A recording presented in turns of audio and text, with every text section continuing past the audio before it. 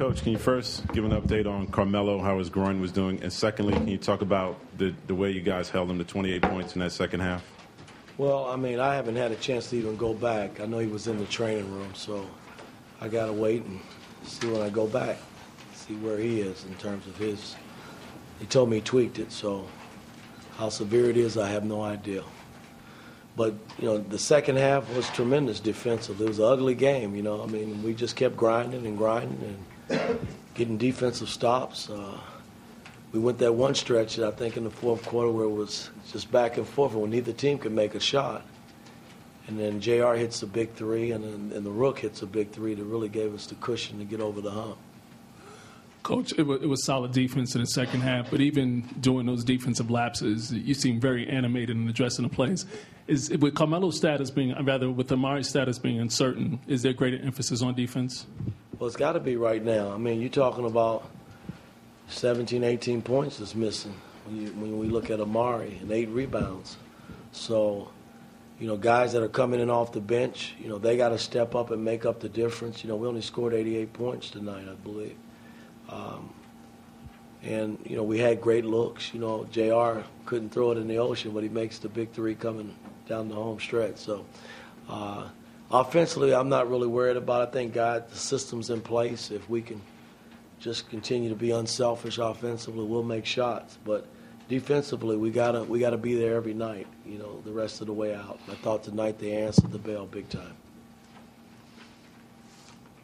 Do you think this team can win this way long term if Amar'e is out and if can you win games in the 80s like this? Well, I hope so. I mean, again, there's going to be nights I think we bust loose to make shots and score big numbers, and we've been pretty good in that area. But having Amar'e out, I don't want guys to just feel like they can't step in and make plays, offensive plays. But what's got to be a given is our defense. And we got to continue to defend and rebound and put ourselves in position. We do that, we will put ourselves in position to win games. Continuing with the defense, was anything specifically addressed at halftime about Mike Dunleavy's first half and the 24 points? I was livid, man. It was no, he had it going big time, and a lot of it was because we didn't communicate the switches on time and had 2 guys running to 1 guy. We didn't get matched up with him in transition. Guys didn't know who was guarding who, and that shouldn't be. But we corrected the third and fourth quarter and was able to secure the win. Mike, given how much Carmelo's been struggling and then you're without 2 of your best players tonight, how important was what he gave you tonight? It was huge. I mean, it was big time for our ball club. When you're missing 4 guys and 2 starters and a key guy coming off the bench in Jared Jeffries, who anchors our defense there, he reached down tonight and did what he had to do to get the job done, and that's to me, that's big. Coach, what was your take on the overall shot selection tonight, and what are you going to address? Well, I mean, I didn't think it was too bad. I mean, we missed some good shots tonight, and I just my big concern from an offensive standpoint is handling the basketball, not turning it over. I mean, I don't know how many turnovers we had. We had 23.